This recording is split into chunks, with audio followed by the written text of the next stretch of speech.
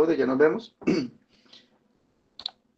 Y hay dos cosas importantes que no quiero que se pasen antes de que termine la parte de lípidos. Lo primero tiene que ver con la función pancreática. Yo sé que ya la vieron, ya la dominaron desde el punto de vista fisiológico, pero aquí hay un componente bioquímico importante que no se nos puede pasar por alto. Uno, la importancia de las enzimas digestivas que están controladas por la función pancreáticas, que están obviamente controladas por, ya vamos a ver, por una señalización o por una inducción de una señal. Ok, ya la vamos a ver. Y esas enzimas, recuerden que generalmente están en su forma CIMO o en su forma inactiva y que la tripsina pues ejerce una acción importante en activar gran cantidad de esas enzimas que eh, se encargan de la digestión de proteínas principalmente, sobre todo la tripsina, quimotripsina, elastasa y carboxipeptidasas. Esas enzimas se encargan principalmente de la degradación proteica, ¿vale? Hay otra que es importante que la veremos más adelante, que es la lipasa pancreática, que vamos a ver otros tipos de lipasa, pero hay una que se genera particularmente a nivel pancreático, y otras que tienen que ver con la parte de glúcidos, como en este caso la amilasa. Hay otras dos que se producen para la degradación de ácidos nucleicos, que es la ribonucleasa y la desoxirribonucleasa. Esas enzimas, pues, se liberan y tienen su activación gracias a la tripsina y otros mecanismos de activación, pero principalmente el desencadenante, que ustedes pues ya muy bien lo saben, viene a partir de la secretina. Entonces la secretina es una enzima que se produce a nivel de las glándulas intestinales, y de allí, de estas glandulitas, se genera esta señal, y esa señal pues permite la activación y la producción de jugo pancreático. Muy bien, eso ya, yo sé que lo tienen claro, pero lo que quería pues aclarar es esta parte de aquí, que es la producción de bicarbonato. Entonces, esta producción viene de nuevo Profe, a lo que hemos tratado de múltiples. Sí, señor, qué pena, ¿será que podrías ampliar la diapositiva? claro que sí. Gracias, profe. Ok. Bueno, entonces, hemos hablado mucho de esta función, solo que se relocaliza. Inclusive vamos a ver ahorita a nivel del estómago cómo se vuelve a relocalizar, porque la hemos visto en el riñón, la hemos visto en el pulmón, la hemos visto siempre repetida. Es la base para el equilibrio ácido-base en el cuerpo, y de nuevo la volvemos a ver acá en el jugo pancreático. ¿En qué consiste esta función? Pues de nuevo tenemos a la anhidrasa carbónica. Recuerden que el dióxido de carbono es un gas que puede difundirse, es un gas no polar, por tanto puede difundirse por membranas. Al difundirse, pues acá se combina con el agua y produce el ácido carbónico. ¿Ok? Aquí hay un aspecto importante. Uno, la difusión del gas. Y este ácido carbónico, recuerden que tiene un pKa, ¿sí?, cercano a 3,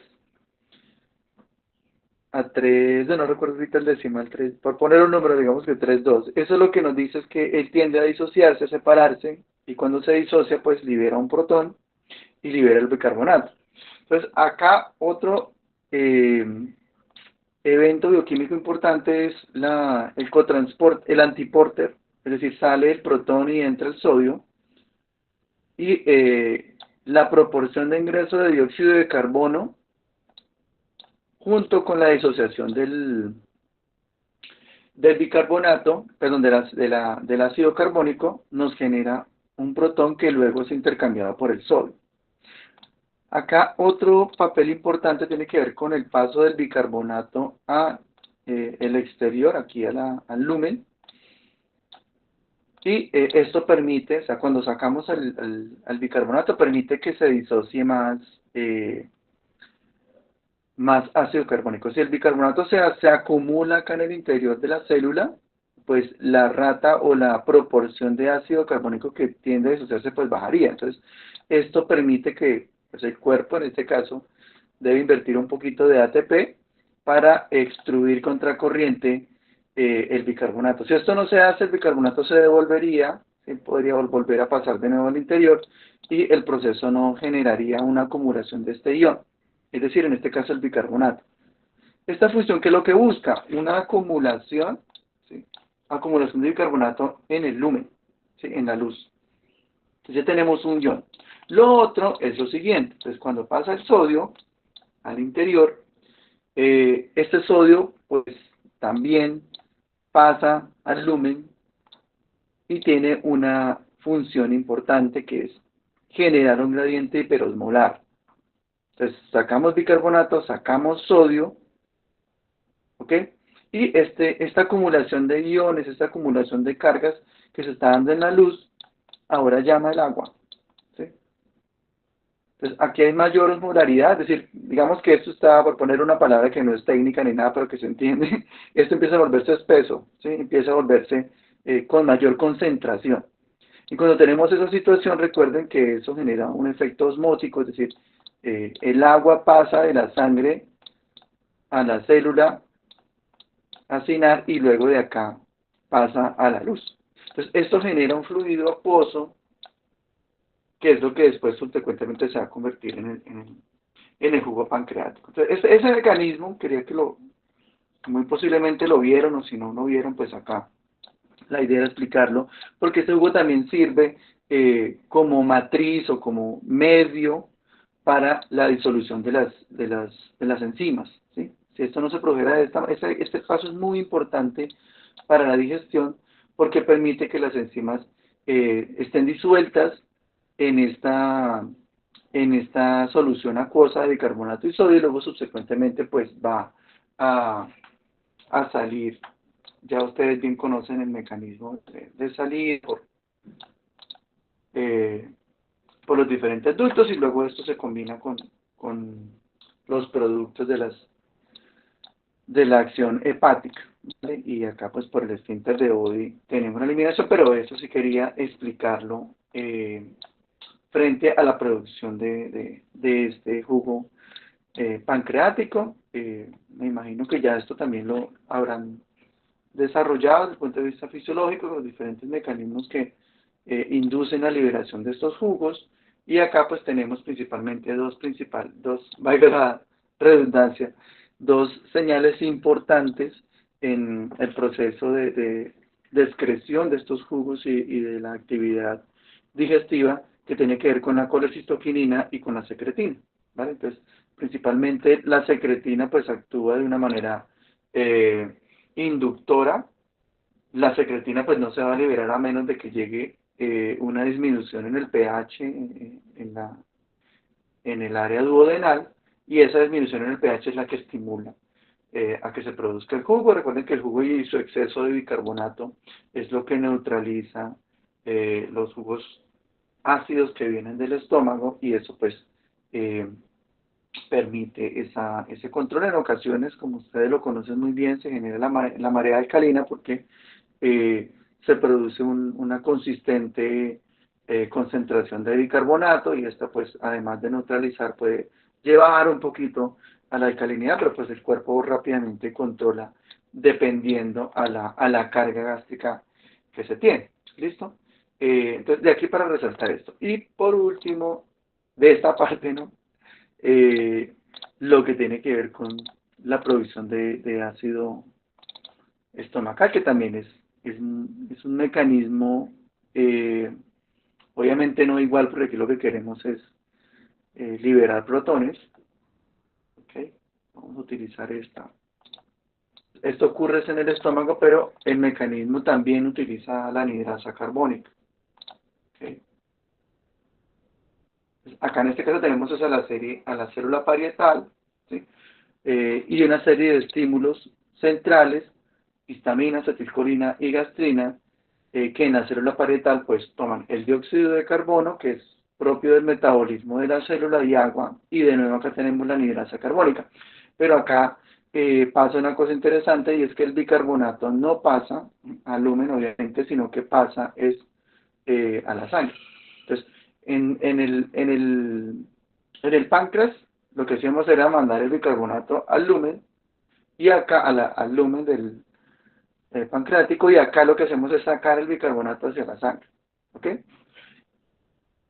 Claro que sí, Sergio. Entonces, de una manera interesante, vemos que lo que sucede en la célula parietal, en este caso en el estómago, es que la anhidrasa carbónica también produce ácido carbónico. Similar a lo que pasaba en cuanto al páncreas, el ácido carbónico también tiende a disociarse, pero va a disminuir, cuando digo disociarse, significa que se separa en esos dos componentes, en el protón y en el bicarbonato. Pero para que eso sea eficiente y sea efectivo, el bicarbonato hay que sacarlo. ¿Sí? No sé si recuerdan la anterior, también sacábamos el bicarbonato, lo sacábamos de la célula. Solo que aquí lo mandamos hacia la sangre, ¿ok? Disminuimos la concentración de bicarbonato en la célula parietal y mandamos el bicarbonato. Acá es útil, mire que ya era un antiporter de sodio, del protón y del bicarbonato, ¿sí? Y acá es uno de cloro y bicarbonato. Entonces se los pongo de nuevo para que vean los dos sistemas.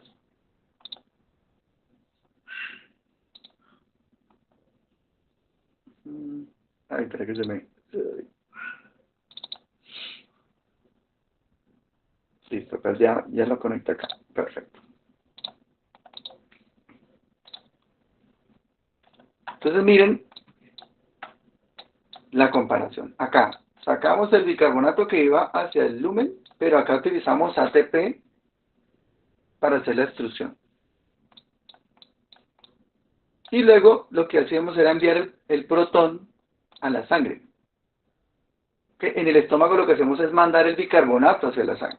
¿Okay? Y utilizamos un antiporter de cloro bicarbonato. Acá lo que utilizamos es un antiporter de protón con sodio. Entonces, ahí se los pongo en el chat. Jairo me pregunta, sí, la anhidrasa muy bien, Diana. La anhidrasa produce el ácido carbónico tanto en el páncreas como en la parietal del estómago. Es la misma enzima. Bueno, puede ser una variación, pero en esencia es la misma enzima. La anhidrasa toma el dióxido de carbono, ¿ok? Dióxido de carbono más agua. ¿Sí? Y esto nos produce... Ok, ya la reviso, ya. Y esto nos produce el ácido carbónico. Y es la anhidrasa la que lo hace.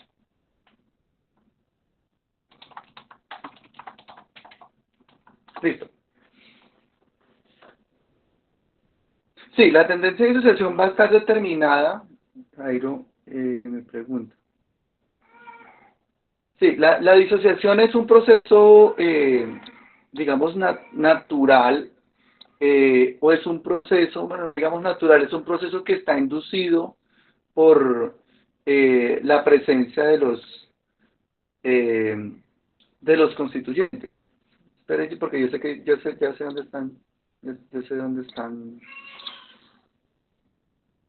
están un poquito enredados. Un momento.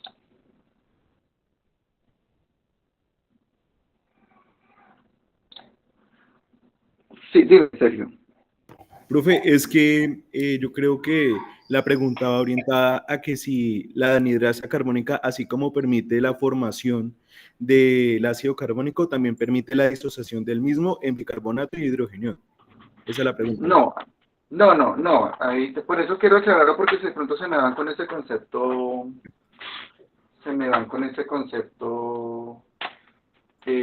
bueno, con esa confusión. No es que sea un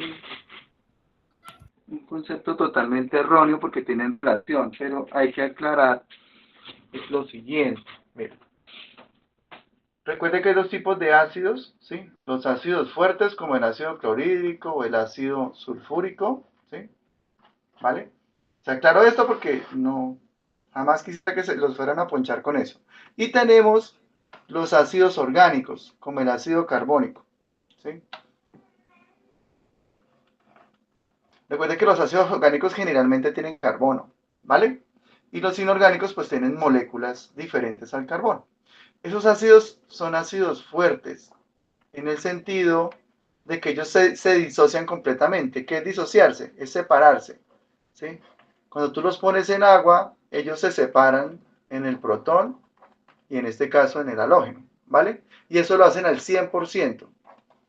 Es decir, que si yo tengo 100 partes de HCl, voy a tener 100 partes, porque son sus sustituyentes, ¿no?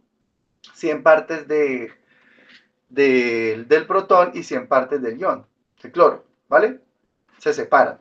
Pero cuando yo tengo ácidos orgánicos, ellos también hacen eso. H2CO3, es decir, se separan. El protón más HCO3, ¿sí? Y el bicarbonato, digamos, eso se llama base conjugada. Pero ¿qué pasa con los ácidos orgánicos? Que ellos se consideran débiles. ¿Y por qué se llaman débiles? Porque cuando se separan no lo hacen al 100%. Entonces puede ser al 20%, 30%, 40%, nunca lo hacen al 100%, ¿vale? ¿De qué depende ese porcentaje? De lo que se llama pKa, ¿sí? Que es un potencial de disociación ácida. Ese es ese número, ¿sí? Entonces, ese numerito entre más se acerque a 1, significa que más él va a querer separarse. Y entre más se aleje de 1, quiere decir que él no se quiere separar. Va a tender a permanecer junto. ¿De qué también está determinado esa separación? De que estén presentes, por ejemplo, esos protones. Me explico rápidamente. Yo voy a poner este ácido en agua, H2CO3, y yo lo voy a poner aquí en agua. Cuando yo lo pongo en agua, él se separa. Entonces, él se separa en esto, ya sabemos. Pero miren lo siguiente, si el ambiente donde yo lo voy a poner, digamos el agua, además de agua yo tengo protones, es decir, esa agua está como ácida. Cuando pongo protones acá estoy diciendo que el agua tiene connotación ácida. Vean, ven. Es agua ácida. Entonces yo pongo más ácido sobre lo ácido, ella no se quiere separar. ¿Ves? O igual, si esto está cargado ¿qué es lo que yo quiero explicar ahorita? Si yo aquí esto está cargado de bicarbonato, mucho bicarbonato, y yo pongo ácido, entonces yo pongo el ácido, cuando eso se separa y separa el ion, el protón, este protón se une con esto de una vez. Entonces vuelve a quedar reconstituido el ácido. ¿Ves? Entonces, esto que estoy explicando es la forma como se comportan los ácidos orgánicos. ¿Y eso por qué es importante para lo que estamos viendo? Porque induce a que los sistemas de producción, tanto de alcali como de ácido, respectivamente en el páncreas y en el estómago, esté determinado por su capacidad de separación y también de movilización, que es lo que estamos viendo en las diapositivas. Entonces, con ese... Pero mire que aquí la anidrasa no tiene nada que ver, ¿sí? Porque él se separa dependiendo de su ambiente y de su pKa, que es un valor químico. Aquí la anidrasa lo que hace simplemente es tomar el agua y el dióxido de carbono y producir el ácido. Indirectamente, ¿en qué influencia la anidrasa? Pues en su capacidad y en su velocidad de producir el ácido, ¿sí? Si ella produce mucho ácido, pues aporta mucho ácido al medio y eso pues puede influenciar el proceso, ¿cierto? Porque, por ejemplo, si tú consumiste una comida bien generosa y es mucho, pues vas a necesitar una carga acidificada bien importante para poder ayudar al proceso digestivo. Si no es una comida muy grande, toda esa proporcionalidad pues también permite que el cuerpo reaccione de esa manera y la actividad de la enzima va a estar pues determinada y controlada.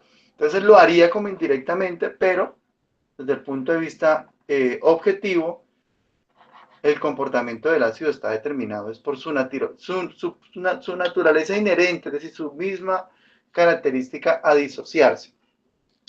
Bueno, no sé si ahí me di a entender, espero que sí. Entonces, en ese sentido, cuando nosotros vemos esto, tanto en estómago como en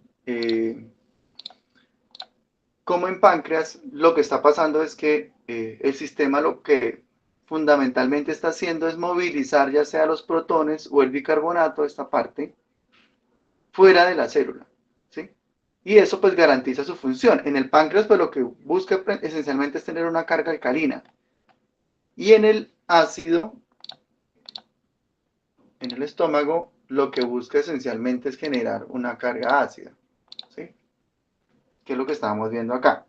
Y el rol de la anidrasa, pues es dependiendo a la proporcionalidad de la función digestiva, pues ella va a estar más activa o menos activa, dependiendo de la cantidad de carga que se requiera. Entonces, en ese sentido, mire, se produce el ácido se disocia, pero para que esto sea funcionalmente efectivo, pues hay que movilizar el bicarbonato. Entonces, aquí reconocer el antiporter bicarbonato cloro, ¿ok? Esto inclusive también lo vimos, de pronto no se acuerdan, cuando vimos la resorción ósea, ¿sí? Entonces en la resorción ósea también teníamos este mismo mecanismo en donde movilizábamos bicarbonato, movilizábamos cloro y ahora extruimos cloro a el lumen estomacal. Luego, por otro lado, el protón, utilizando en este caso gasto de energía, una bomba protón-potasio, ¿okay? Toma el potasio, destruye el protón y ahora estos dos agentes actúan como si fueran ácido clorhídrico, ¿sí? Realmente el ácido clorhídrico químicamente es un gas. No, no, Jairo, el agua no produce la disociación. La disociación, o sea, el agua es la matriz o es el ambiente en donde se genera la disociación. Obviamente ese ambiente es fundamental para que se genere dicha disociación. Si no hay un ambiente acuoso, no se puede generar una disociación efectiva, porque si no sería un ambiente de acidez pura y allí no funcionaría la cosa. Entonces, para concluir esta parte, Jairo, sería el agua facilita la disociación, ¿sí? Y no sería tanto como el productor. Inherentemente los ácidos orgánicos tienden a disociarse en soluciones acuosas. ¿Listo? Entonces, Diana y Sergio han levantado la mano. Profe, una pregunta. ¿La expresión marea alcalina hace referencia al aumento de bicarbonato que es liberado a sangre o el que es liberado a secreción pancreática? En secreción pancreática. Ese que neutraliza los ácidos que provienen de la digestión estomacal, bueno, de la acción estomacal que pasan al duodeno, esa es la famosa marea alcalina. ¿Por qué se sienten esos? ¿Qué es la marea alcalina? Es una sensación como de aturdimiento, como de sueño, como de reposo que se debe tener mientras el cuerpo estabiliza las condiciones ácido-base. ¿Por qué? Porque los mecanismos de regulación ácido-base dependen mucho de bicarbonato. No sé si ustedes lo recuerden, pero para tener un correcto tampón, recuerde que el tampón es el mecanismo que impide que el pH de la sangre cambie abruptamente. Entonces, ese tampón o pH o amortiguador, sí, el ácido carbónico es un ácido débil, ¿sí? Es un ácido que no se va a disociar completamente. Entonces, retomando lo que me preguntaba Diana, entonces en ese sentido, el envío de ese bicarbonato para neutralizar el ácido estomacal podría generar eventualmente una perturbación, una alteración del equilibrio ácido-base en el cuerpo, ¿sí?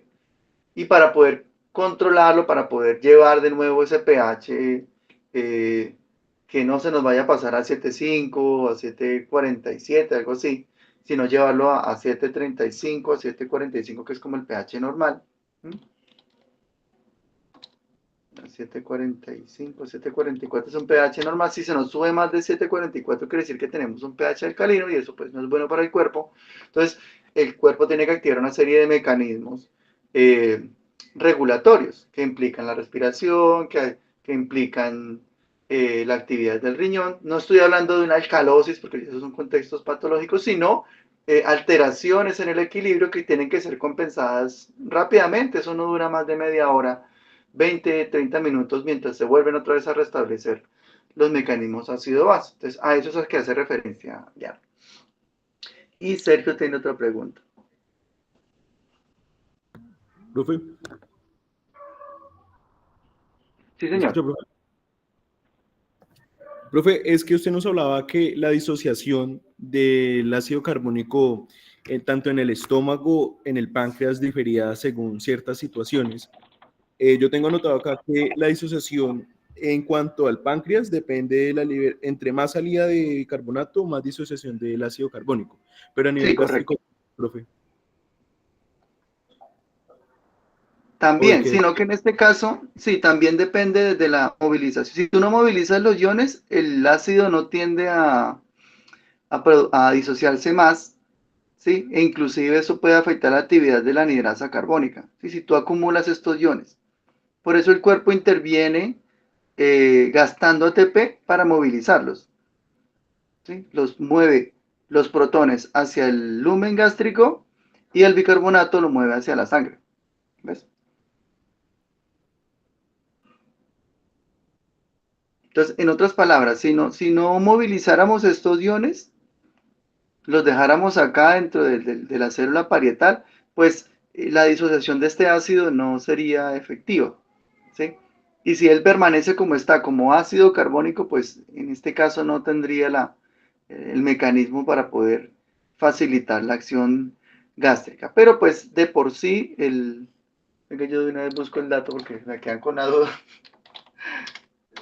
del ácido carbónico. Vea, el carbónico tiene inclusive dos pKs. Tiene uno de 635 pero yo busco otro porque como él tiene dos protones, pero en este caso no va a variar. Mire, tiene uno de 635 y tiene uno, inclusive yo estaba erróneo, qué bueno que se me dio por buscarlo.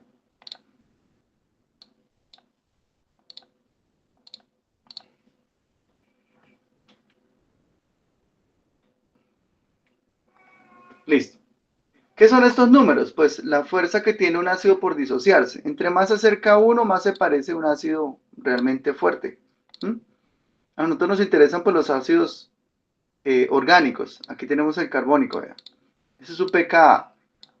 Entonces, en condiciones ácidas, él tiende a disociarse.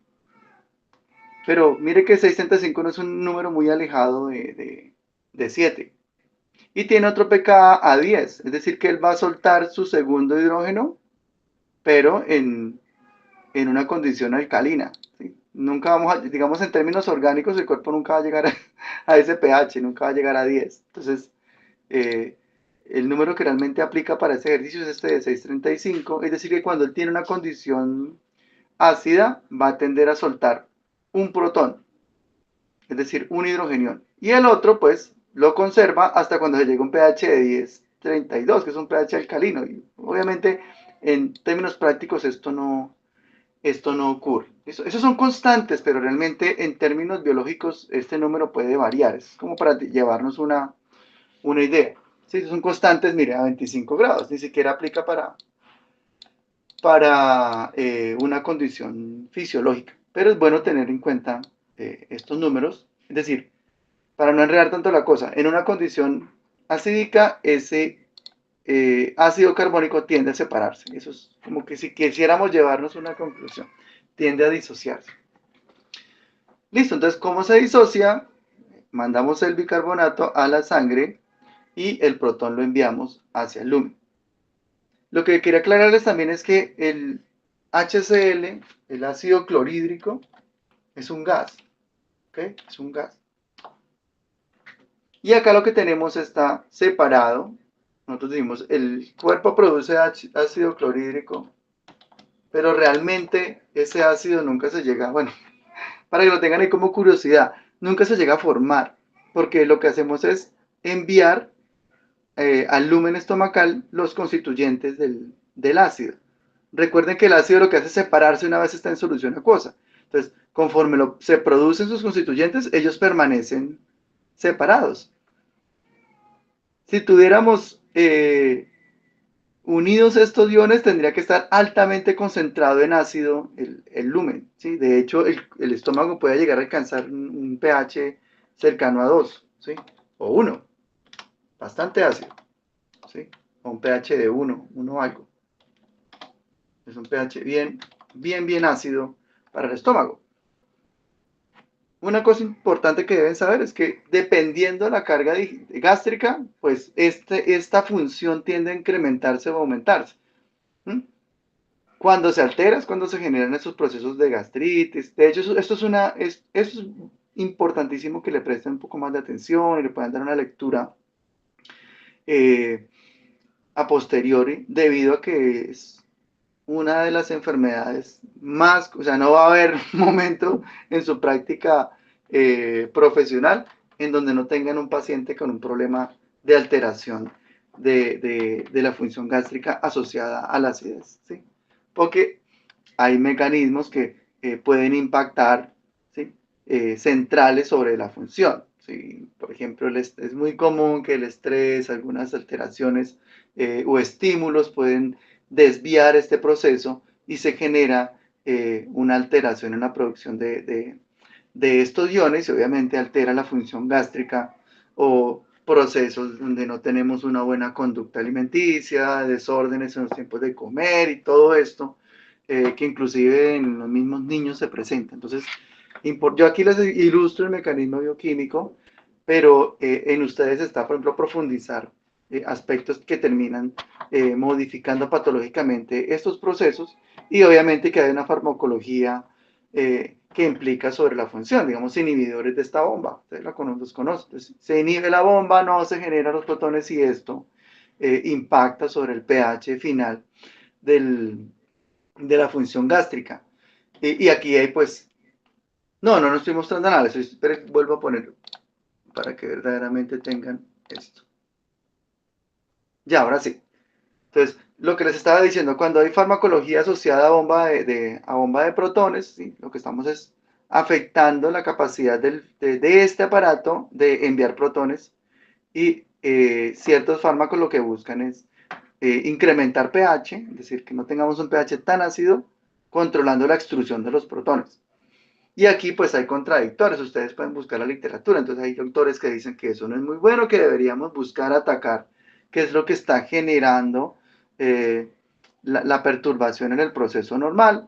Otros dicen que realmente esto puede estar asociado a otro tipo de factores y que si no atacamos el tema de la extrusión de protones, pues no vamos a tener una mejoría en el paciente y esto podría generar las famosas úlceras y inclusive aunado con otras entidades como ese Helicobacter pylori y otras cosas que podrían estar afectando el proceso como tal. Entonces, la sugerencia y la recomendación es que le den una lectura adicional. Voy a ver si de pronto busco un articulillo para que les sirva ahí en su biblioteca. No tengan que leer inmediatamente, pero sí se los puedo poner ahí para que ustedes lo tengan ahí en su biblioteca y le pueden dar una correcta revisión en el caso de que lo requieran. ¿Listo? No sé si tengan preguntas acá con respecto a esto.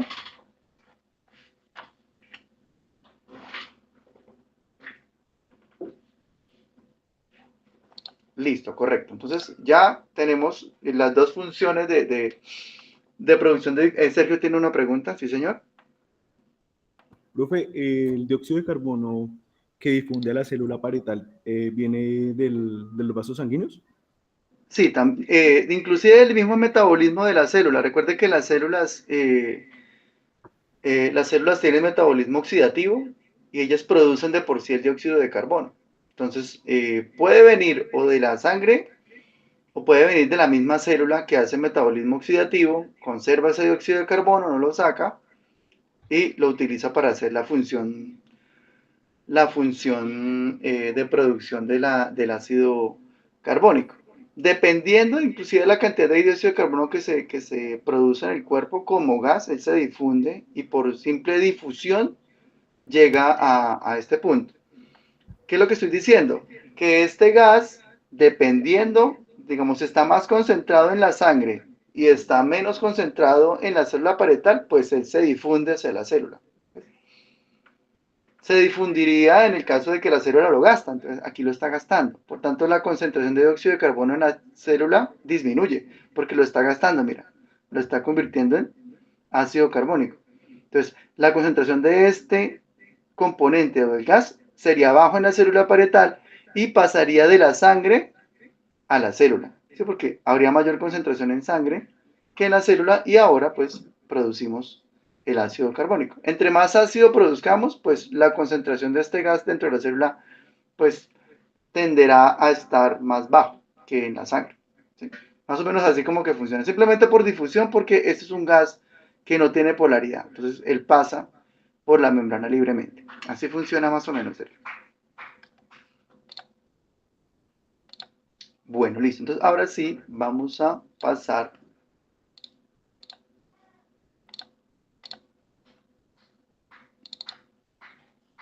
al tema de lípidos. Entonces, ese es uno de los temas más interesantes desde el punto de vista digestivo, porque los lípidos, a diferencia de los azúcares y a diferencia eh, de las proteínas, tienen la enorme dificultad de su movilización. Recuerden que los lípidos como tal, deben provenir en una forma segura para su consumo y su transporte también debe estar en una forma segura. ¿Qué es una forma segura? Entonces, acá les cuento algo que hace mucho tiempo les conté, pero de pronto se les olvidó ya. Y es que la base de los lípidos son los ácidos grasos. Entonces, ¿qué es un ácido graso? Es una molécula hecha de puros carbonos saturados o insaturados. ¿Ok? Puros carbonos y con un grupo funcional carboxilo, que es este que estoy pintando acá, lo pones de color diferente. ¿Ok? Carboxilo. Y el resto son puras saturaciones. ¿Ok? Puros hidrógenos, hidrógenos, hidrógenos. Listo. Cuando hay oxidaciones, bueno, acá es lo mismo, pero cuando hay oxidaciones parciales en la molécula se presentan dobles enlaces y esos son los famosos ácidos grasos insaturados. ¿Ok? Listo, como para recordar, pero yo sé que eso ya lo vimos. Entonces, esto es un ácido graso. Los ácidos grasos, cuando ellos están, por ejemplo, en un ambiente alcalino o, por ejemplo, aquí hay iones, por ejemplo, el sodio presente, ellos también, como los ácidos que habíamos visto anteriormente, tienden a soltar el protón, ¿sí? Y se forma la sal de ese ácido. Recordéis rapidito de química. HCl, ácido más una base, nos produce agua y nos produce la sal, ¿sí? Acá es lo mismo. Entonces, digamos, esto tiene 16 carbono, entonces llama palmitato. Ácido palmítico. Igual que esto, ácido palmítico.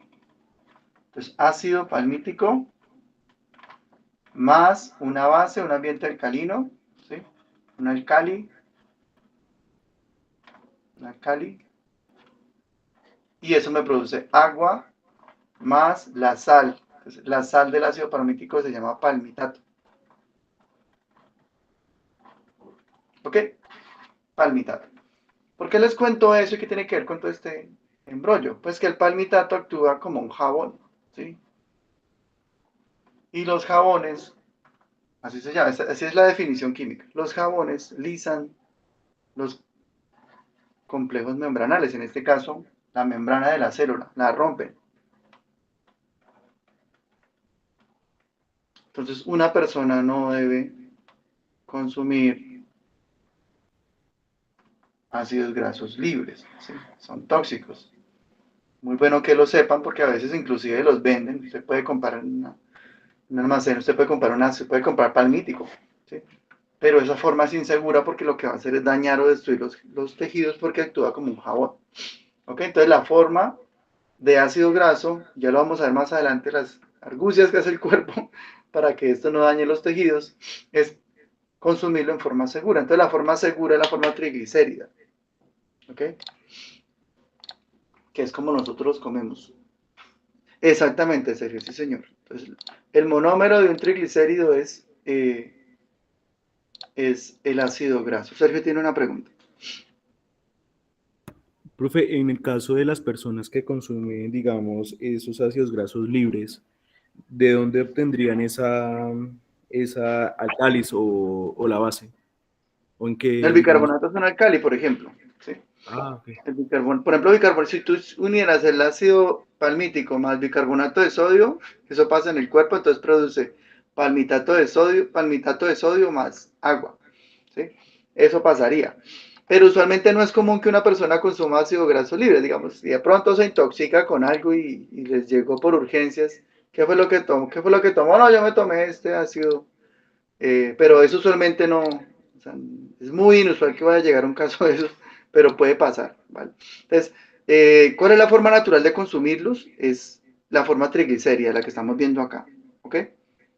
Y es la forma que el cuerpo utiliza para guardarlos también, ¿ok? Entonces, cuando ustedes ven que esos tejidos, o inclusive cuando ven en los cadáveres, o ven también, inclusive a nivel del consumo de carne, en la carnicería usted ve que el corazón de la vaca tiene ese montón de grasa, o ve que la carne también está grasosa, esa grasa que está ahí en el tejido, o inclusive también en un paciente, eh, se puede ver por imagenología, se pueden ver tejidos grasosos. Esa grasa que está ahí, como tal, está construida a partir de triglicéridos, pero sobre todo en el animal, triglicéridos saturados, ¿vale? Triglicéridos saturados. Los de origen vegetal son insaturados. Entonces, los vegetales, las plantas producen generalmente triglicéridos con insaturaciones. Y eso es importante conocerlo porque el consumo de grasa saturada pues tiene una serie de repercusiones en la salud de las personas. Dependiendo de la proporcionalidad de consumo, pues puede afectar o inclusive podría ser nula en determinadas situaciones, como por ejemplo si es una persona muy activa, si es un deportista y eso, entonces realmente ahí no tendría tanto impacto. El impacto es más que todo cuando hay sedentarismo y no tenemos un correcto metabolismo oxidativo. Listo, entonces ya conocimos esos triglicéridos. La dificultad con esos triglicéridos es que ellos no se van a solubilizar en el agua. Entonces, ellos no se disuelven. Cuando tú los consumes en el caldo, que a veces uno le sirven un caldo, va a un restaurante y le sirven el caldo grasoso, la sopa grasosa y todo eso, le ponen ese hueso con grasa. Entonces tú ves todas esas gotas de grasa encima y se ve la separación de las fases. Entonces tenemos una fase grasosa de grasa y tenemos una fase acuosa. Entonces ahí reside el primer problema, que la baja solubilidad, o no la baja, la nula solubilidad de esas gotas de grasa. ¿Listo? Entonces, aquí hay una solución a este problema y se llaman ácidos biliares o sales biliares. ¿Qué es eso? Una sal biliar es una molécula derivativa del colesterol. Pongo acá arriba y por acá. No los van a corchar.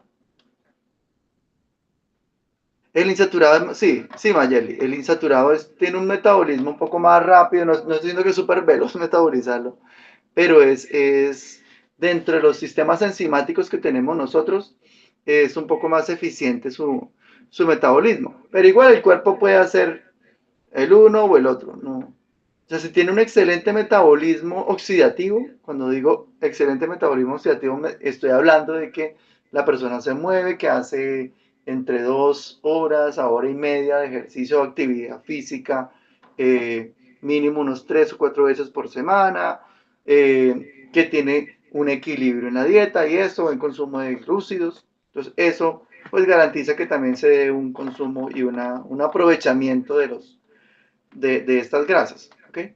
Pero las insaturaciones en temas de metabolismo es el adecuado. Y otra cosa con algunos ácidos grasos insaturados es que algunos de ellos sirven de base o de molde para un metabolismo que se llama el metabolismo del ácido araquidónico. Entonces, los insaturados, algunos insaturados, sobre todo los que están en aceites de girasol un poquitico y mayoritariamente más en aceites como el de oliva, que son de origen vegetal, no están esos ácidos grasos no están de origen animal, sino que están generalmente en origen vegetal, favorecen el metabolismo correcto del ácido araquidónico y tener una buena salud de ese metabolismo, de ese ácido en particular. Se han dado unas muy buenas indicaciones sobre factores que promueven una buena salud inmune. ¿Sí? Y tú puedes poner eso en un buscador y algo y vas a encontrar cosas muy interesantes. Cuando yo no tengo un correcto metabolismo del ácido araquidónico, el cuerpo genera una serie de mecanismos que van en contra de tener una muy buena respuesta inmunitaria porque el ácido araquidónico es como el constructo para la producción de intermediarios inflamatorios, ¿vale? ¿Sí? Las prostaglandinas, cosanoides y todo esto están basadas en ese metabolismo y muchos estudios han demostrado que un correcto consumo, un consumo bien adecuado de este tipo de ácidos grasos insaturados o triglicéridos que contienen ácidos grasos insaturados promueven un correcto equilibrio inmunitario. Entonces, ahí para que tengan otro tipcito acerca de ese tema tan interesante. Listo, entonces, para poder facilitar el consumo de las grasas, porque miren que las grasas, aquí hay una cosa que se llama lipasa pancreática, que ya la habíamos visto, hay un problema de un embrollo grande, es el siguiente, ¿verdad?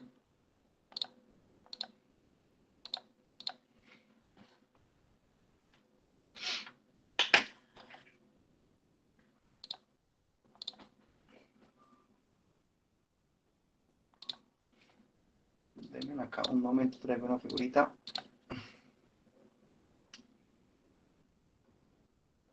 Un minuto, porfa.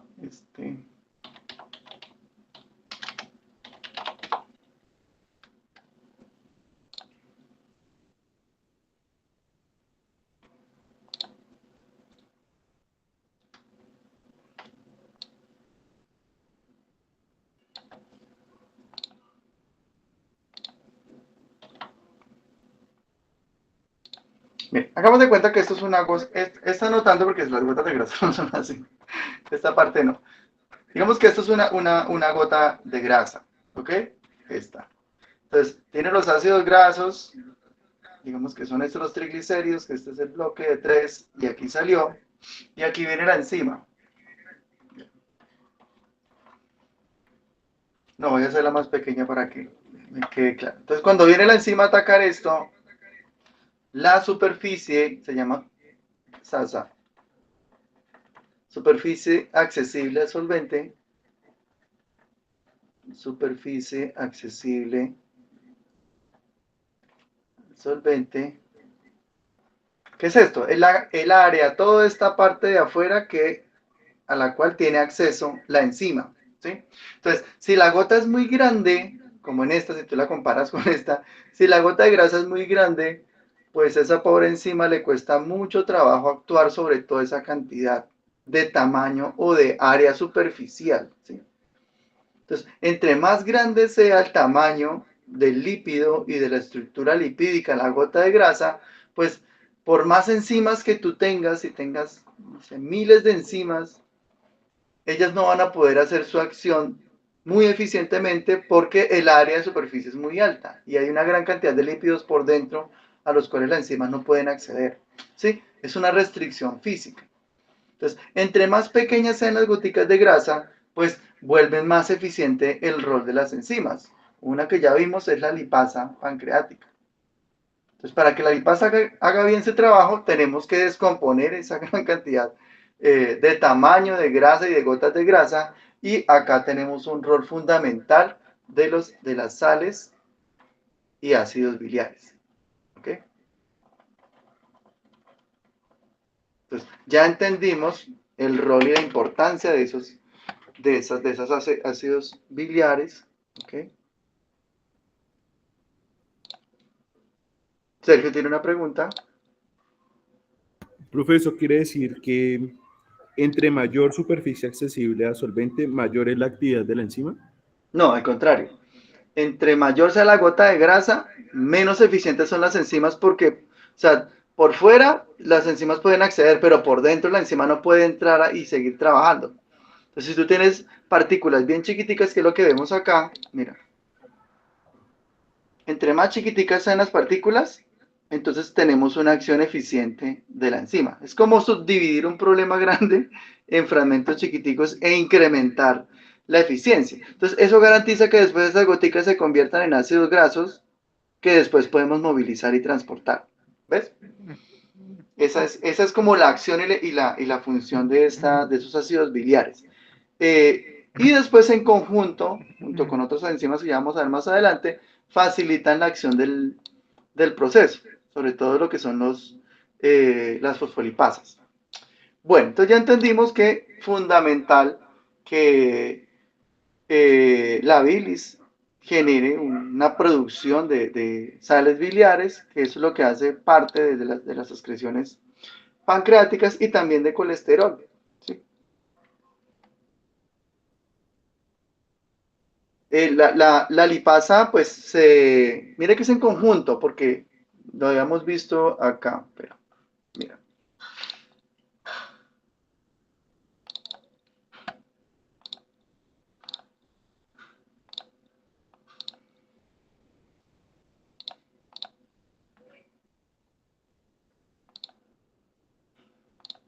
Sí, entonces, por un lado tenemos la excreción, aquí van a estar las sales biliares, ¿no? Y el colesterol van acá, ¿ok? Y aquí van a estar las secreciones pancreáticas. Obviamente dentro de esas secreciones está la lipasa, ¿te acuerdas? Y sobre estas dos secreciones, pues se induce por la estimulación, por la secretina, por un lado, y las secreciones que están acá dentro de la vesícula, pues van a tener una acción por la colecistoquinina. Entonces, esto genera una actividad, y esa actividad pues estimula la liberación de los contenidos de la vesícula, y las dos pues van a salir por una zona, bueno, adyacente, cercana, por el esfínter de Oddi o por las liberaciones pancreáticas. Entonces, podríamos decir que son casi en conjuntos, casi en conjunto, y por estimulación, por cambio de pH, y por obviamente también colecistoquinina y secretina. Listo. Entonces volvemos por acá.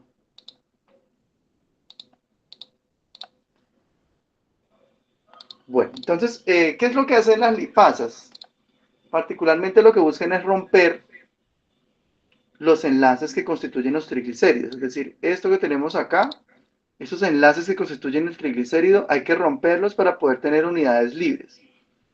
No olvidar que esas unidades siguen siendo peligrosas porque siguen siendo ácidos grasos libres, y ya les cuento qué hace el cuerpo para controlar ese peligro. Entonces la lipasa pues actúa rompiendo. La lipasa tiene una enzima adicional que, digamos, coayuda su funcionamiento, se llama colipasa.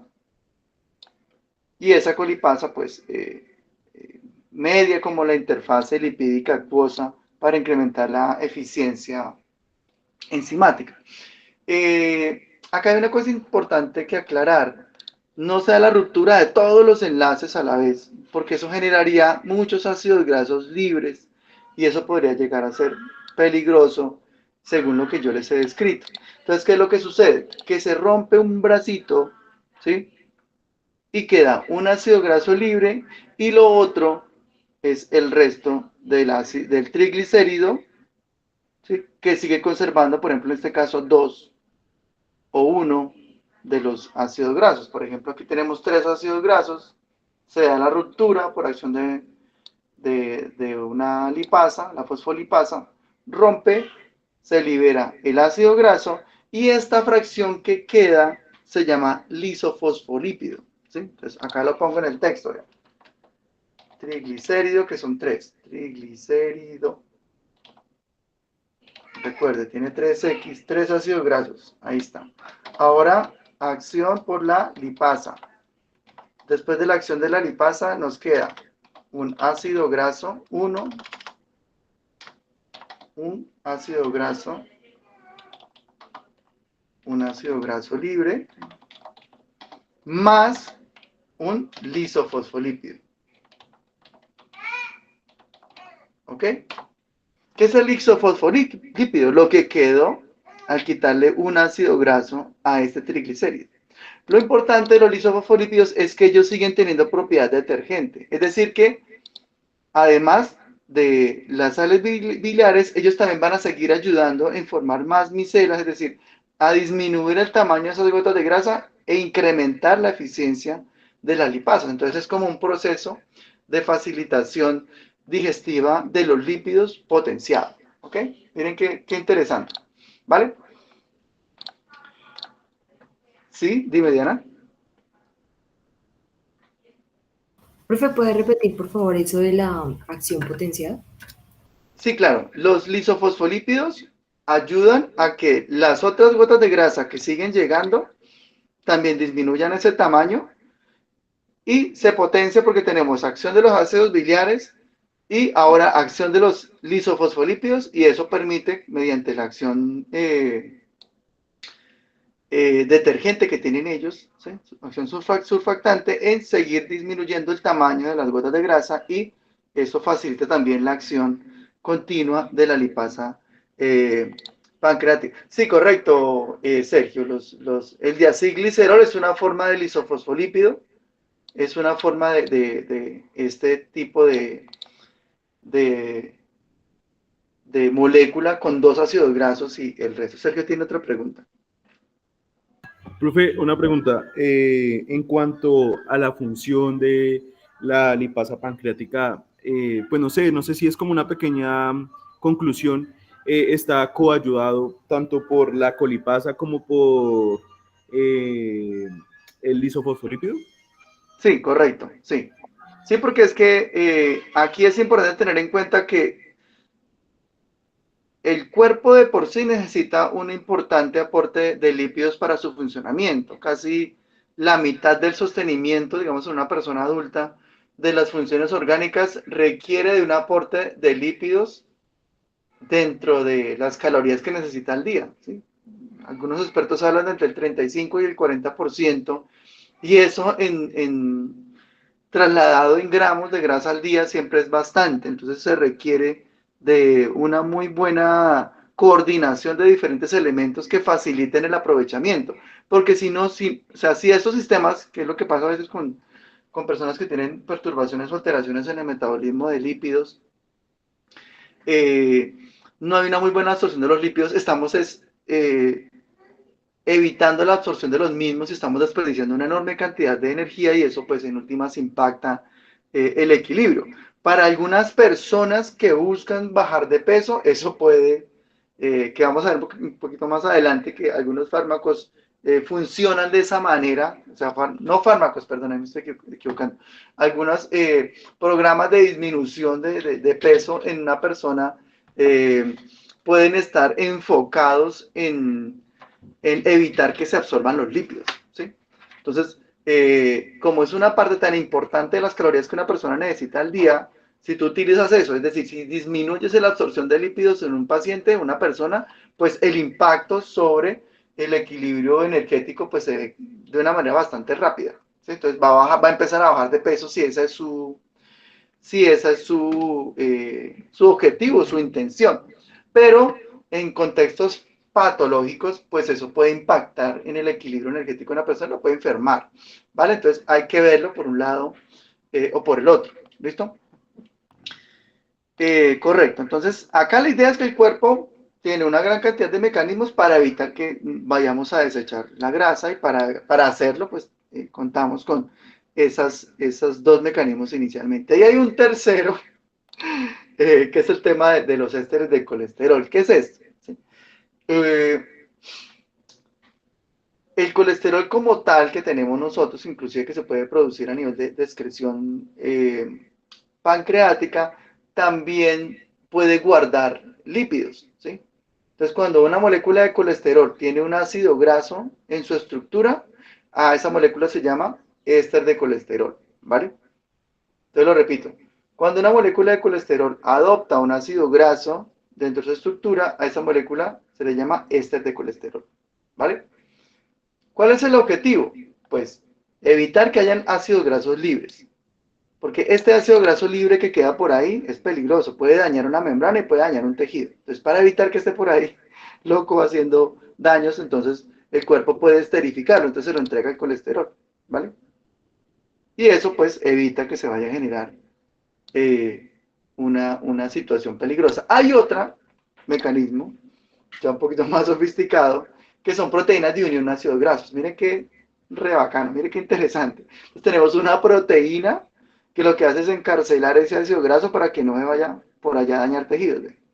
Ahí está el ácido graso, ahí está encarceladito. Es una proteína de unión ácido graso, FABP, ¿sí? Que secuestra el ácido graso y evita de que esos ácidos grasos como tal empiecen a dañar tejidos. Entonces miren qué gran cantidad de estrategias que tiene el cuerpo para evitar alteraciones en el equilibrio, sobre todo de estas moléculas que podrían llegar a ser potencialmente peligrosas, pero generalmente no sucede nada raro. ¿Ok?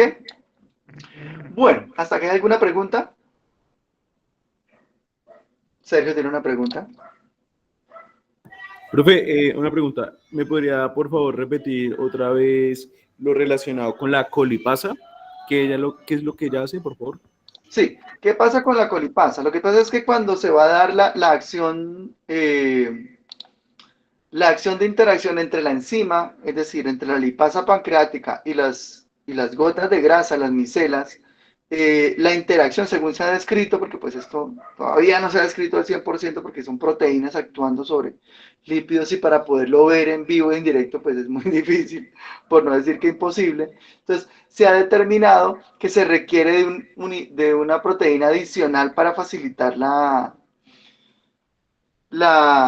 el metabolismo de los lípidos, ¿sí? Se caracterizó y después se identificó, bueno, después se le puso el nombre, se le llamó colipasa, y en condiciones experimentales se verificó que cuando la colipasa está ausente, se disminuye la eficiencia de la lipasa pancreática sobre el metabolismo lipídico, ¿sí? Entonces, se determinó que esa colipasa pues favorece, creo que estaba por acá, ¿sí?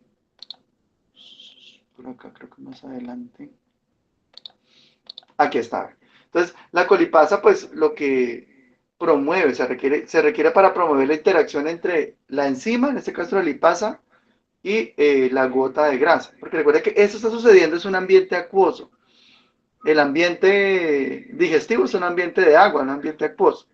Pero la grasa, o sea, las gotas de grasa son un ambiente lipídico. Entonces se requiere una interacción. Se piensa que la colipasa pues tiene una interacción lipídica acuosa, es decir, polar, no polar, que facilita la acción de la lipasa, es decir, de la enzima en particular. Pues esa es como la principal función que se le ha dado a esa colipasa. De pronto tiene otras funciones adicionales, pero de momento esa es la que conocemos en detalle. Listo, Sergio, muchas gracias por la pregunta. Sergio, ¿tiene otra pregunta? Sí, profe, qué pena. Profe, No, tranquilo. digamos, en cuanto a los ésteres de colesterol, obviamente, pues usted nos decía que era un mecanismo para proteger al cuerpo de esos ácidos grasos libres, pero, profe, también no podrían ser como de reserva en caso tal de que de pronto necesitemos ácidos grasos y una síntesis rápida de triglicéridos para la síntesis de membranas lipídicas en caso de inanición o cosas así. Sí, sí, claro. De hecho, lo que pasa es que, bueno, eso se está adelantando un poco. Pero no importa, están muy interesantes las preguntas. Lo que pasa es que los ésteres de colesterol son estructuras que hacen parte de las lipoproteínas, ¿sí? Que son las que vamos a ver más adelante. Entonces, ellos obviamente adoptan esos lípidos que están ahí digamos, libres, esos ácidos grasos que pueden estar ahí libres, y al final terminan conformando partículas de proteínas y lípidos que se llaman lipoproteínas. Entonces, dependiendo del tipo de lipoproteína, vamos a tener mayor o menor concentración de estos ésteres de colesterol.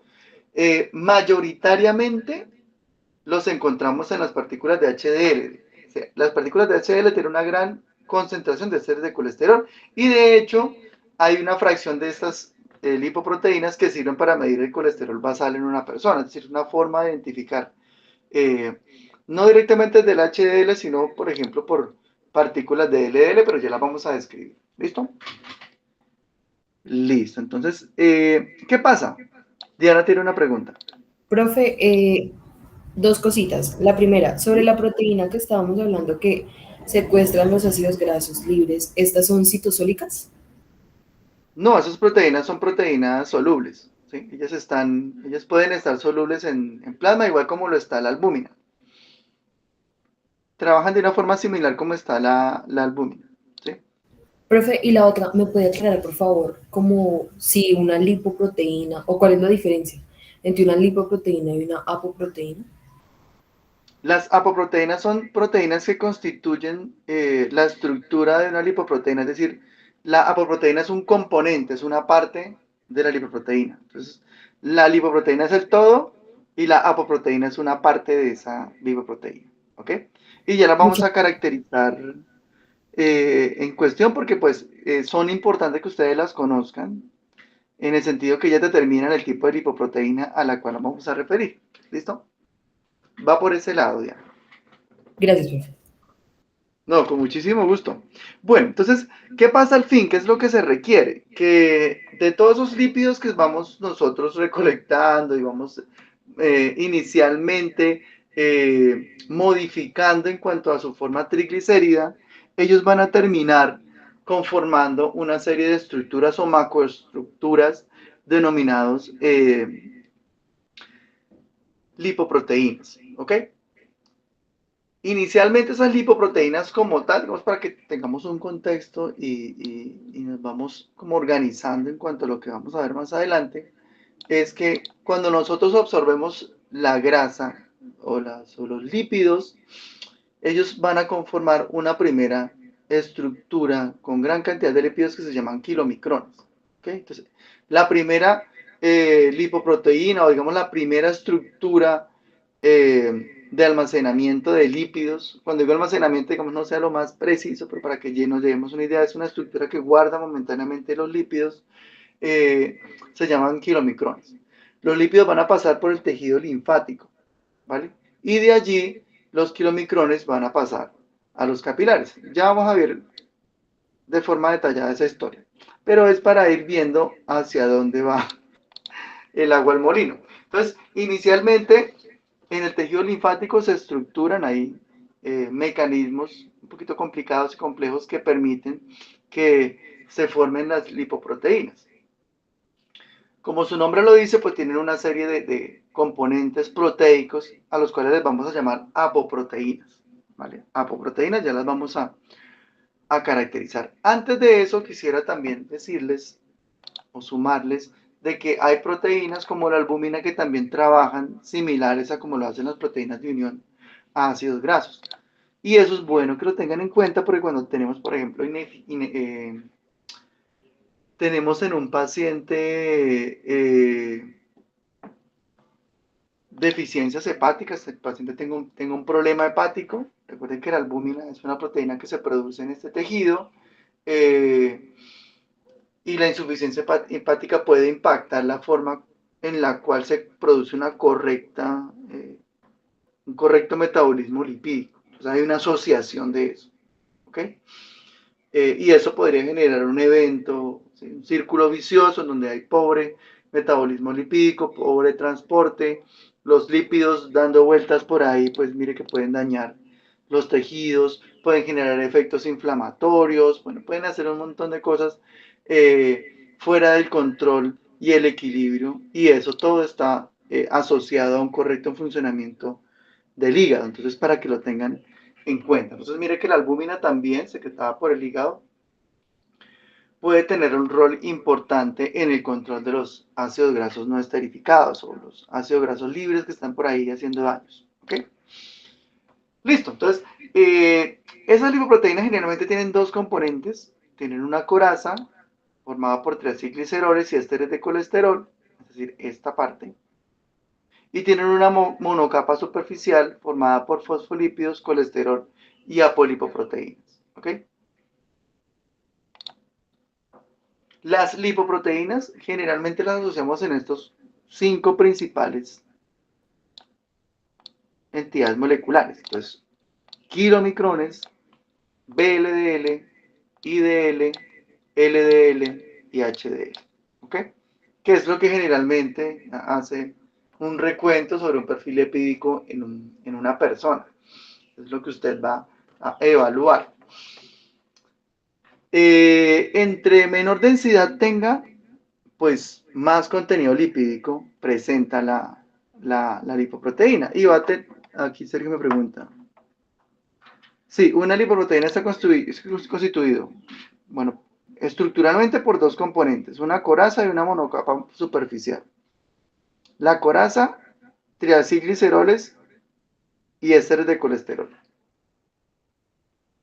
Y una monocapa superficial, fosfolípidos, colesterol y apolipoproteínas. Estos son los componentes. Entonces, conforme se estructuran esos lipoproteínas, ellas van a tener mayor o menor contenido lipídico.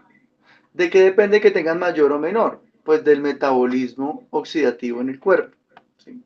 En términos sencillos, y acá pues no van a tener ningún problema en comprenderlo.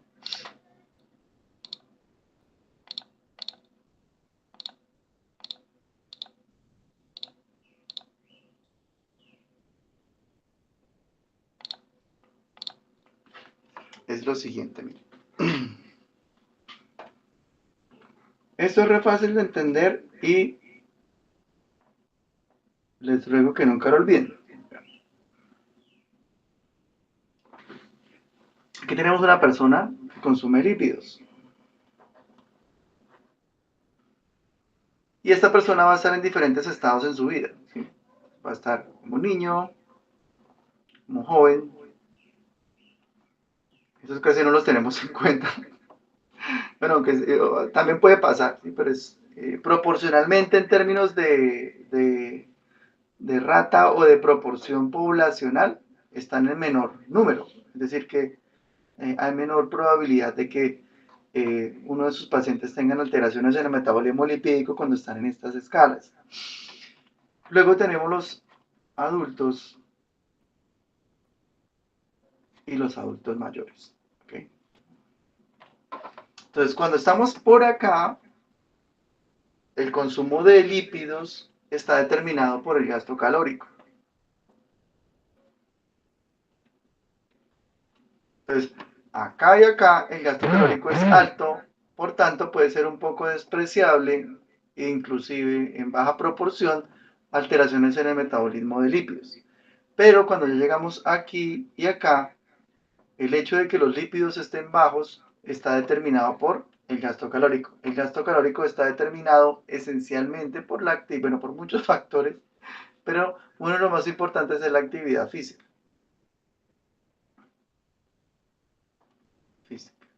Hay otros que son, por ejemplo, factores humorales o factores hormonales, como por ejemplo la TSH y la actividad como tal de consumo de oxígeno en el cuerpo. ¿Vale? Entonces, eso determina qué tantas calorías gasta un individuo. Entonces, acá no hay ningún problema, no hay ningún misterio, eso lo conocen ustedes muy bien. Pero ¿qué es lo que yo quiero dejarles claro acá? Que si hay bajo gasto calórico y bajo consumo de oxígeno, los lípidos tienden a acumularse. ¿Sí? ¿Qué tiene que ver el oxígeno con los lípidos? Pues que la única manera de metabolizar lípidos es en la mitocondria. ¿Sí? Entonces los lípidos solamente van a ser procesados acá. Hay una cosa que se llama, ya lo vimos hace un par de años, bueno, hace un año y medio más o menos, vimos la beta oxidación. La beta oxidación. Entonces, esa tal y esa famosa beta oxidación solamente funciona con oxígeno, es decir, con metabolismo oxidativo. ¿Correcto? Entonces, si tenemos una disminución en el gasto calórico, no estoy hablando de consumo, gasto. Tenemos disminución en el gasto calórico y bajo consumo de oxígeno, los lípidos no tienen un camino para metabolizarse. Entonces, tú les estás bloqueando el camino al consumo de lípidos. Y como el cuerpo no está diseñado para excretar lípidos, los lípidos son energía, el cuerpo no está diseñado para excretar energía, entonces no excretamos lípidos.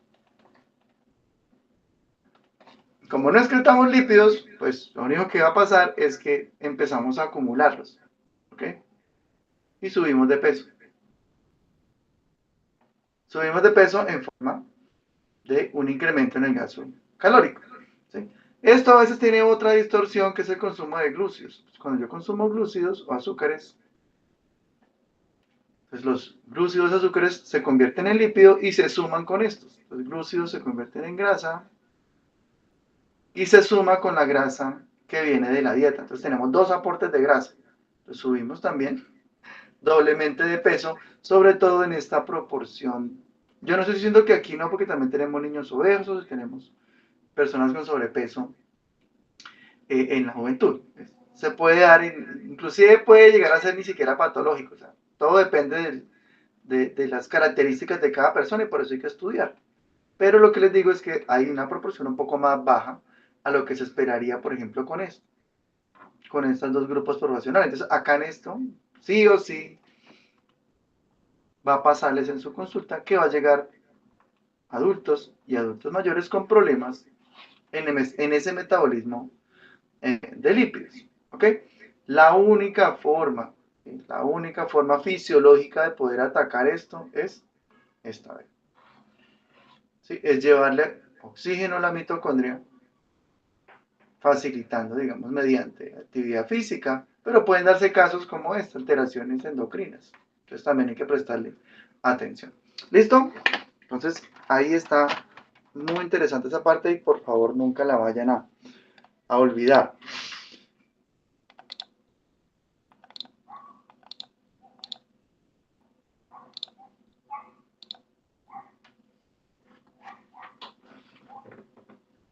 Bueno, entonces ya vamos a ver de qué hace parte cada lipoproteína.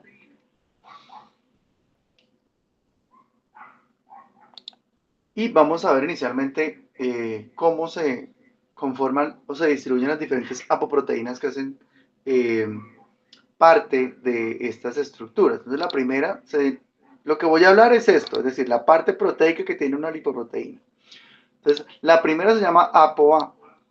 ¿Por qué bueno, antes de esto, ¿por qué son importantes estas apoproteínas? Porque le dicen al cuerpo, primero marcan, es como como una bandera, como una forma de decirle a los tejidos del cuerpo a qué lipoproteínas se están enfrentando o a qué lipoproteínas están dando vueltas por los vasos sanguíneos. Y una vez que le decimos eso al cuerpo, pues ellas tienen el tejido como tal tiene una respuesta, ¿vale? El tejido responde frente al tipo de apoproteína que tiene o que puede reconocer. Entonces la primera se llama apoproteína A y hace parte de los kilomicrones y del HDL, ¿ok? Entonces la A le dice al cuerpo, mira, esta lipoproteína es un kilomicrón, esta lipoproteína es HDL. Y hay tres subtipos, A1, A2 y A4.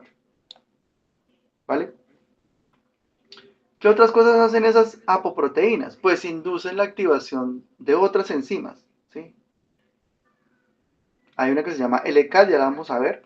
¿Okay? Entonces, esta apoproteína le dice a la LCAT, actívese, ¿vale? Esta ApoA también le dice a la lipasa hepática, actívese, incrementa la activación, ¿sí? De la lipasa hepática. Y adicionalmente también hace parte de lipoproteínas que tienen muchos triglicéridos. Entonces, cuando tenemos esa ApoA, el cuerpo ya sabe que esa lipoproteína tiene una gran cantidad de triglicéridos y por tanto debe actuar en consecuencia. ¿Qué es actuar en consecuencia? Es tomar, exactamente, Sergio, si es como un marcador del tipo de lipoproteína. Entonces, una vez el cuerpo sabe que esos son kilomicrones, entonces lo que el cuerpo va a hacer inicialmente es obtener triglicéridos de esos kilomicrones y los lleva a los diferentes tejidos. Entonces, los tejidos lo que hacen es aprovechar esos lípidos que están en esas lipoproteínas y de acuerdo a la actividad oxidativa, es decir, la actividad física, si no hacemos actividad física, si no nos movemos, si no tenemos un incremento en el consumo de oxígeno, el consumo de lípidos pues se va a ver afectado. Luego tenemos la apoproteína de tipo B. Entonces, esa ApoB la encontramos en VLDL, en IDL, que son las lipoproteínas intermedias, y en HDL. Entonces, ella es esencial para el ensamblaje y secreción de lipoproteínas de muy baja densidad, tanto en el hígado, ¿sí? Entonces, ya les explico esta parte para que no nos enredemos. Vean. El cuerpo consume la grasa. Listo. Ahora pasa y se ensambla a nivel de lipoproteínas. Inicialmente, en la linfa, pues se generan esas lipoproteínas que inicialmente las llamamos kilomicrones y luego pasan por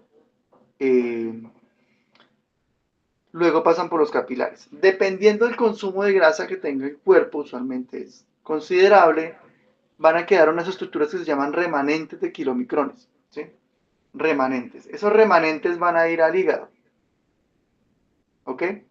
Y el cuerpo es capaz de volver a convertir los remanentes en lipoproteínas. Esas lipoproteínas que inicialmente se producen desde el punto de vista hepático se llaman VLDL, ¿vale? VLDL.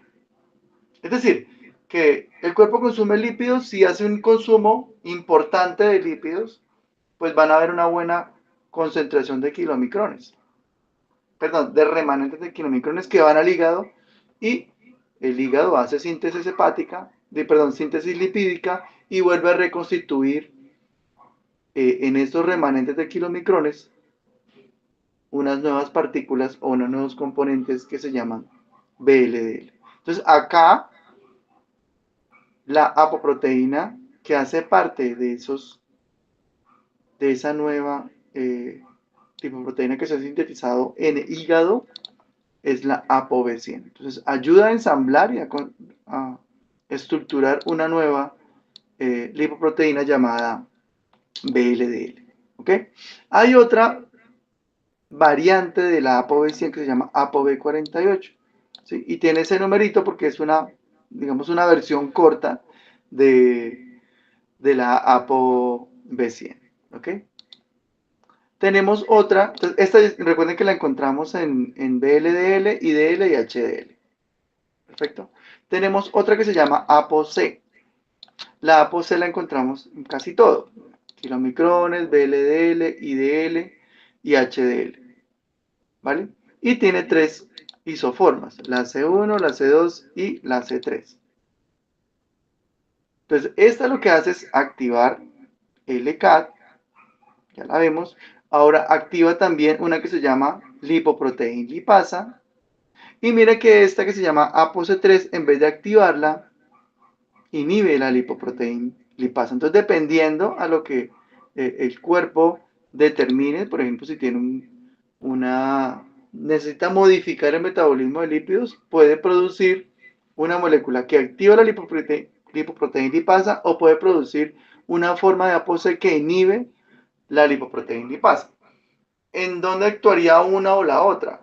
Pues en este caso, si tenemos un incremento en el consumo en el gasto calórico y estamos consumiendo lípidos, por ejemplo, un deportista, una persona que hace mucha actividad física, pues esperaría que consumiera muchos lípidos. Y esa persona necesitaría que, en este caso, la lipoproteína lipasa, que es una enzima encargada degradar los ácidos grasos y de metabolizarlos, pues fuera muy activa. ¿Sí? Porque yo estoy haciendo mucho ejercicio, estoy gastando mucha energía y en ese gasto energético pues necesito consumir rápidamente los lípidos. En el caso contrario, si soy muy sedentario o el cuerpo necesita contrarregular porque están llegando muy poquitos lípidos o hay una alteración en las condiciones del cuerpo, o inclusive por darse un exceso en la capacidad del cuerpo en gestionar los lípidos, entonces el cuerpo podría producir un inhibidor de la lipoproteína lipasa, ¿sí? Porque no es capaz de metabolizar eficientemente y si no inhibe el mecanismo de metabolismo, pues podría poner en desventaja otros mecanismos de movilización. Me explico.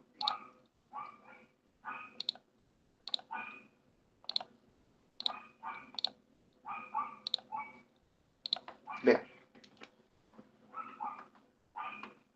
Entonces, acá tenemos una celulita. Qué cosa tan interesante. ¿Ah?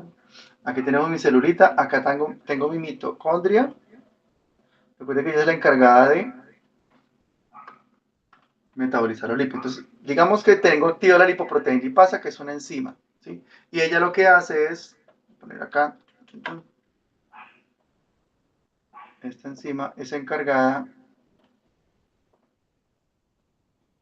de facilitar, de pegarle un mordisco a esos lípidos y llevarlos acá. La mitocondria recibe los lípidos y produce una gran cantidad de ATP. Y ese ATP, digamos que estas son las células de un deportista, entonces gasta todo ese ATP y conforme lo gasta, pues tranquilo, tráigame más lípidos que yo aquí se los recibo, produce y gasta. La misma historia. ¿Ah? Tráigame más lípidos, produzco mucho ATP y gasto. Entonces, se requiere que esta enzima, que es la lipoproteína lipasa, esté activa, siempre muy activa, porque necesita estar trayendo lípidos todo el tiempo porque antes aquí hay déficit de energía. Pero, ¿qué pasa si yo no estoy gastando? Si no hay gasto. Entonces empiezo a traerle lípidos, lípidos, lípidos, lípidos. ¿Sí? Entonces, empiezo a traerle un montón de lípidos, pero yo puedo producir el ATP, pero no lo estoy gastando. No me lo gasto. ¿Por qué no lo gasto? Pues porque no estoy haciendo ejercicio, porque no me estoy moviendo, porque no soy un deportista, por lo que sea. ¿Vale? Recuerden que el ATP no, ponerlo acá en mayúscula, no se puede acumular.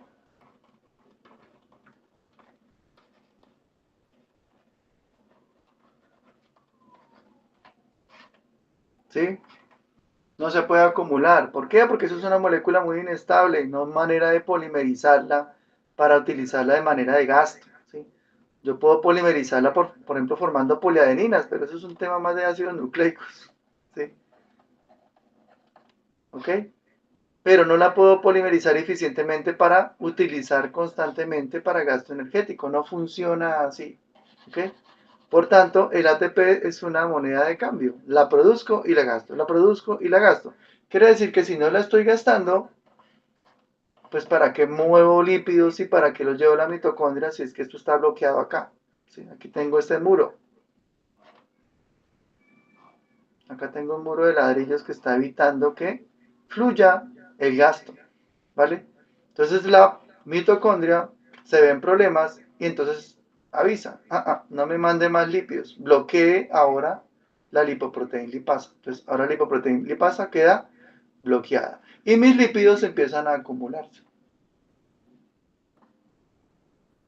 Como no los podemos excretar, ¿a dónde se acumulan? Pues en la sangre y ahí los vemos. Ahí los ve usted en un perfil lipídico. ¿Sí es tan interesante? Entonces, dependiendo del contexto, yo ensamblo con ApoC2 o ensamblo con ApoC3 y el cuerpo determina. Entonces, si está ensamblado con ApoC2, de una, mándeme la grasa que yo la estoy quemando. Si ensamblo con ApoC3, inhibimos la lipoproteína lipasa. Eso pueden ser esos contextos. Sí, la ApoB48 pues es una forma que permite, digamos, estructurar más eficientemente los kilomicrones, es decir, más como su relación con kilomicrones, y la ApoB100 está más hacia el lado de los VLDL, IDL y HDL. Entonces también sirve también como otro marcador adicional para diferenciar, ¿sí? Más como por ese lado, Sergio. Listo, tenemos otra que es la apolipoproteína E, ¿sí? Hay diferentes variantes, inclusive eso se ha estudiado porque también tiene importancia a nivel del sistema nervioso, se ha estudiado muchísimo, sobre todo porque tiene que ver con las neuronas, con la función inmunitaria. Entonces esta es muy diversa en cuanto a su función. Dice, cuando hay menor densidad, Jairo, cuando yo tengo, perdón de que pronto yo no lo dejé claro, me disculpan. Cuando tengo menor densidad, tengo, acá lo voy a poner en el chat, menor densidad más lípidos. Menor densidad, mayor cantidad de lípidos.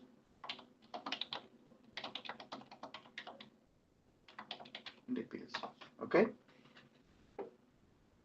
Menor densidad, mayor cantidad de lípidos. Y eso se da porque pues, las proteínas pesan más que un lípido, en términos moleculares. Recuerden que un lípido está formado de carbono, y hidrógeno, ¿sí? Mientras que una proteína está formada por carbono, nitrógeno y carbono. Cada aminoácido es un peso molecular. Entonces, en términos de peso molecular, esa es la razón por la cual hay mayor o menor densidad, ¿okay?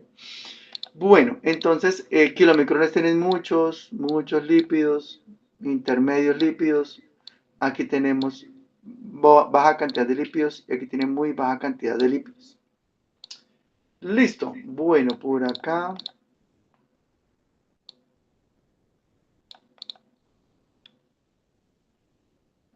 Bueno, entonces acá cómo se forman las células hepáticas que producen, digamos, VLDL, pero acá, bueno, ya se nos acabó el tiempo, yo creo que ya van a estar súper cansados. Vamos a hacer una cosa, yo les voy a generar como un material. De la ApoB les estaba contando que es muy diversa en cuanto no solamente hace parte de lipoproteínas, sino que también hace parte de estructuras de señalización, ¿sí? En el sistema nervioso, y también pues hace parte de mecanismos de regulación inflamatorio. Entonces se ha estudiado mucho por eso, porque no solamente tiene un componente digestivo, sino que también se ha estudiado diferentes variables que tienen relación con enfermedades neurodegenerativas como el Alzheimer. Entonces por eso es que se ha estudiado mucho por ese flanco y no mucho por la parte digestiva, aunque por ambos lados también tiene bastante información de esas lipoproteínas. Bueno, entonces aquí nos queda una serie de temas por terminar.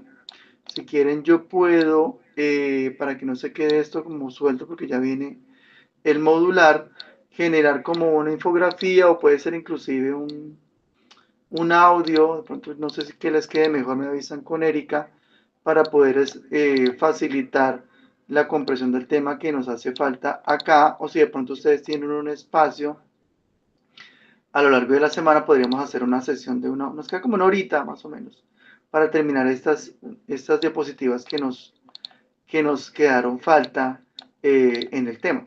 Entonces, no sé, Erika, me cuenta si de pronto podemos hacer una sesión de una hora en la semana, o si les queda mejor, entonces yo les genero como una infografía, como de pronto un audio, para que ustedes lo revisen y el tema ya pueda quedar un poco mejor entendido. Profe, buenas tardes. Yo creo que pues para esta semana está difícil sacar un espacio. Sí. No sé ya la otra semana, pero pues tendríamos que tener en cuenta que lo que no vimos ahorita, vamos a ver, no puede entrar en el modular. No, Pues claro, no, es más que todo para que los temas se O sea, queden listos y Sí, independiente de que podríamos vayan con un ver si examen. nos envías para la otra semana o si los compañeros tienen un espacio, optar por la infografía o por el video de la explicación para escucharlo la otra semana. Sí, yo creo que podría ser entonces más bien un video que les quede dentro de las grabaciones de estos temas, y dejando claridad de que vamos a hablar solamente hasta esta parte, es decir, hasta Ajá. donde yo les mostré, hasta donde les mostré lo de las apolipoproteínas, digamos, la caracterización, hasta acá, y lo que vimos el día de hoy. De aquí en adelante, pues iría en lo que yo les digo que voy a complementarles para que el tema no quede sin ver, pero eso no estaría dentro de la evaluación, ¿vale?